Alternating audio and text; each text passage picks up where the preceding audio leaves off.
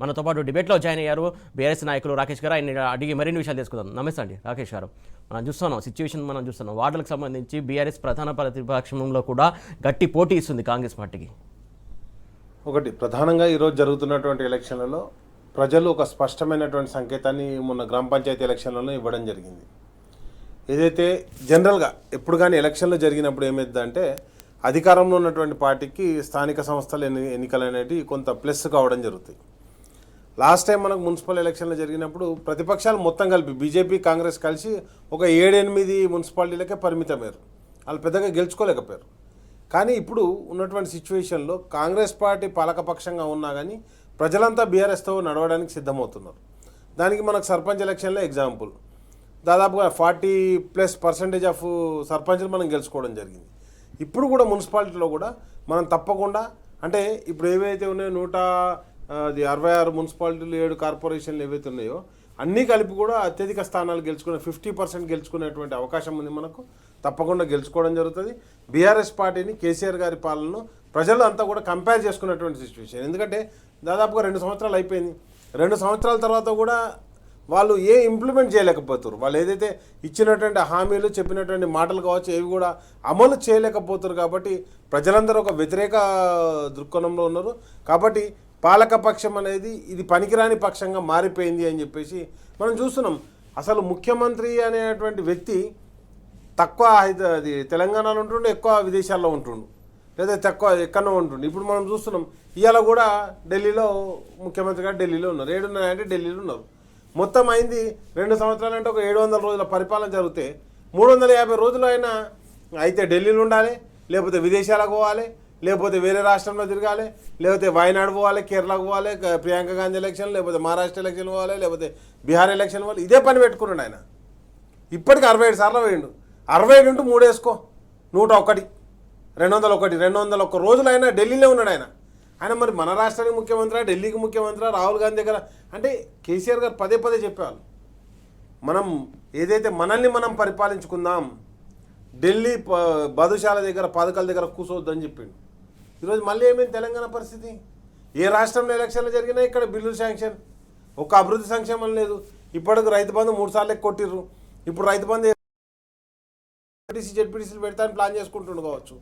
కాబట్టి ఎక్కడికక్కడ పాలన మొత్తం అస్తవ్యస్తంగా మారిపోయింది.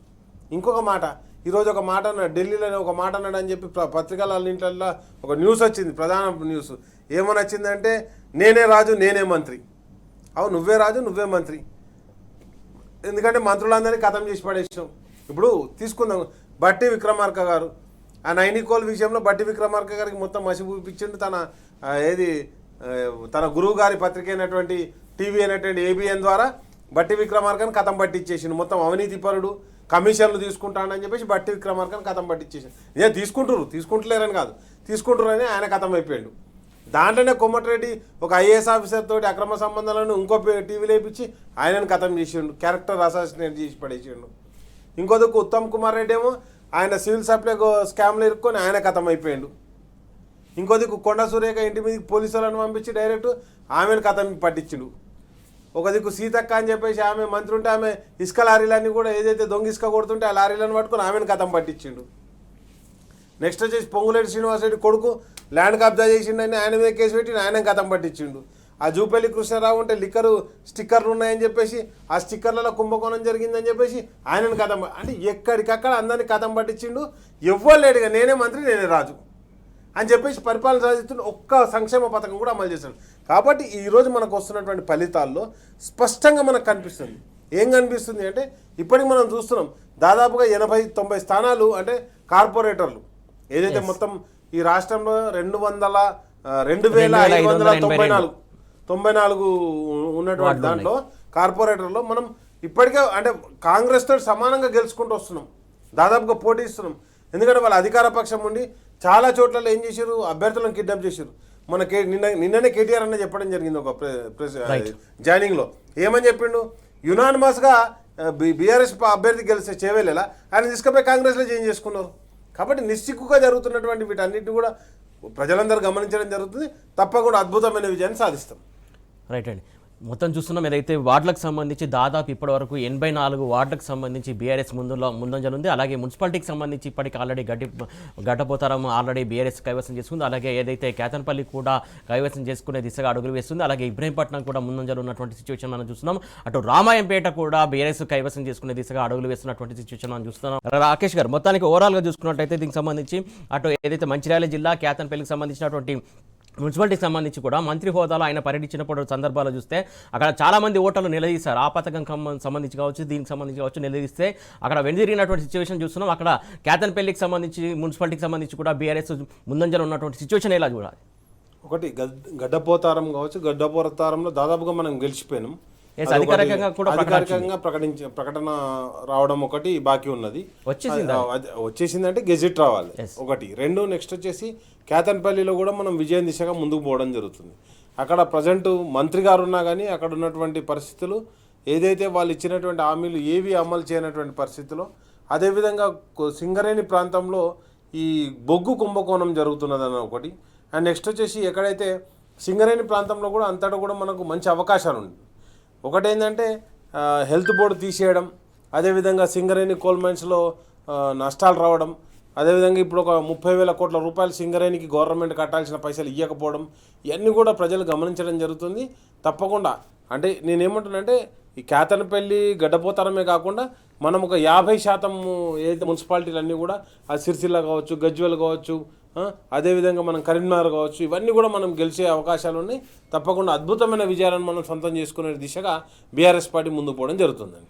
అంతేకాదు, ముఖ్యంగా ఇక్కడ చూసుకున్నట్లయితే చాలా చోట్ల కూడా వాళ్ళు ఎలాంటి ప్రలోభాలకు గురి చేశారో మనం చూస్తూ ఉన్నాం. చాలా చోట్ల ఆ ప్రలోభాలను కూడా పక్కన పెట్టి బీఆర్ఎస్ పార్టీకి సంబంధించినటువంటి వార్డులకు సంబంధించి అభ్యర్థులకు చాలా గట్టి పోటీ ఇచ్చినటువంటి సిచ్యువేషన్ మనం చూస్తూ ఉన్నాం. ప్రజలు ఒక స్పష్టతతో ఉన్నారు.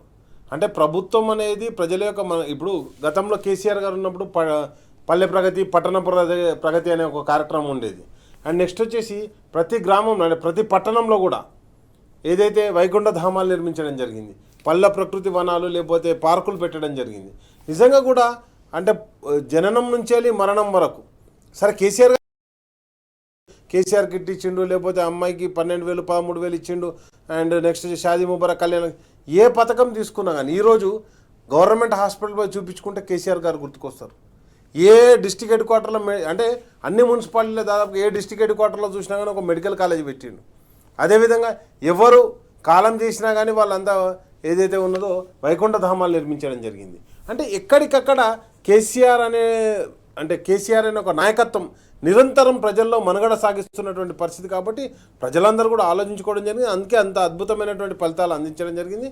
ఒకటే చెప్తున్నాం, ఈరోజు ఏదైతే ముఖ్యమంత్రి నేనే మంత్రి నేనే రాజు అని చెప్పుకొని తిరుగుతున్నటువంటి ముఖ్యమంత్రిని నువ్వు రాజు కాదు, మంత్రి కాదు, ఈ తెలంగాణ ప్రజలకు బంట్రౌతు కూడా కాదు అని చెప్పేసి ఈ ఎలక్షన్లో నిర్ణయం తీసుకోబోతున్నారని మనకు స్పష్టంగా కనిపించడం జరుగుతుంది. మొత్తానికి ఇక నల్గొండ జిల్లాకు సంబంధించి మున్సిపల్ లెక్కింపుకి సంబంధించి తాజా అప్డేట్స్ తెలుసుకునే ప్రయత్నం చేద్దాం.